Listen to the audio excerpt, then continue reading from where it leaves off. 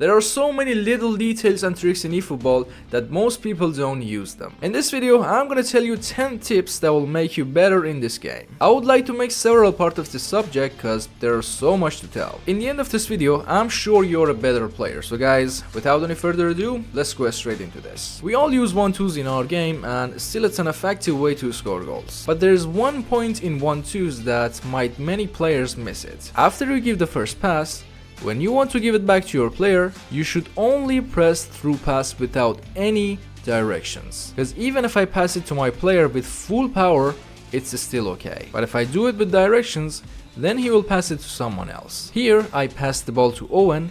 He could have passed it to Neymar or Neves, but he easily gave it back to Estevao because I only pressed through pass without anything else. With this simple thing, your player passes the ball back in the best possible way. In aerial duels, when you see you have no chance to win, or even your player can make it there, try to predict where your opponent is going to pass. If I hold R1 and R2, I can decide where exactly I want to go on the pitch. When he thinks that you're coming for the header, change your direction and intercept the ball. I won't say it's always gonna work, but if you win, there will be a good chance for you to even score a goal.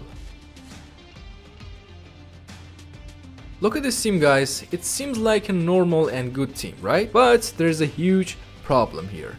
This team has no captain. And Konami said if your team doesn't have a good captain, first your player's stamina will come down sooner and it has negative impact on their performance. Second, there's a high chance that your team loses the match with a second half comeback. If I bring a player with captaincy skill here in match roles, my captain will automatically changes to him. So captaincy skill is really important. Make sure you always have a player with that skill in your team. I'm sure you faced some players that just spam crosses, and if they have a bullet header like Jan Koller, then it's gonna be really hard. Therefore, you should always have this GP monster in your substitutions. Isaac Touré is 206, which means he's even 4 centimeters taller than Jan Koller. Just man mark him on Jan Koller and he will make it really hard for him to score headers. Also make sure you give him heading skill because he doesn't have it. I leveled him like this and he's always in my squad. Also Seyedin Ndiaye is another player who is 205 and you can use him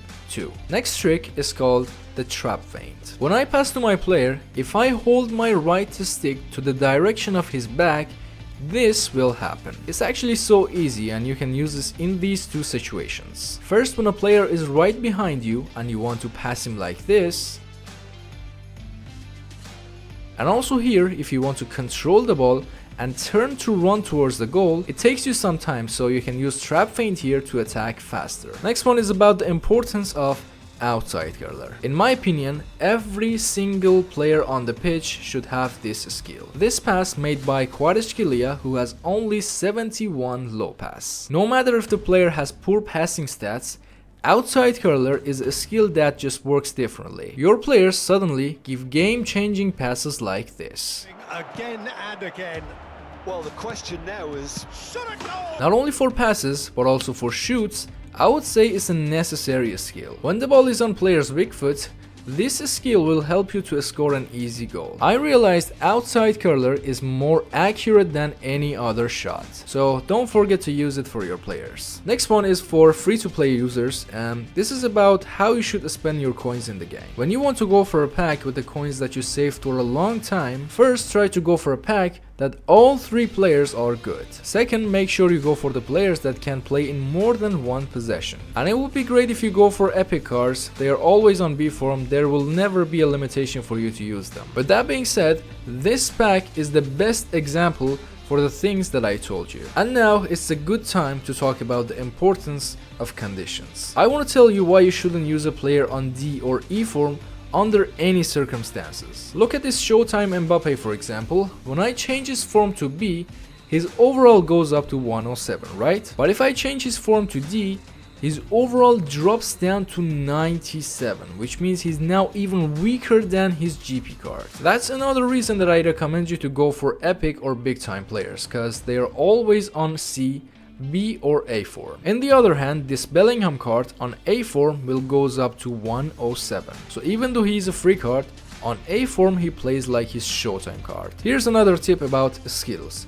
Don't underestimate the super sub. Here I have 5 players with super sub skill, and whenever I bring them in, they change everything. They just act so different. For example, when this Fernando Torres comes in, he scores a goal for me almost every time. His positioning is just insane. Konami said super sub improves players' abilities when introduced after the second half mark. So if you have a player that you always bring him in second half, make sure to give him super sub skill. Whenever you were in a situation that you had to shoot with a player who had poor finishing, if you just press a tap on the shoot button, you will have a high chance to score a goal, cause it's just more accurate and definitely will be on the target. Also, if you go for an outside curler, as I told you, or perform a double touch before the shot, it will increases your chance even more. So guys, those were just random things that came to my mind, but I have so much more to tell. And if you want me to make a second part, like this video and tell me in the comments. I hope it has been useful for you guys, cause all I'm trying to do is make you a better player.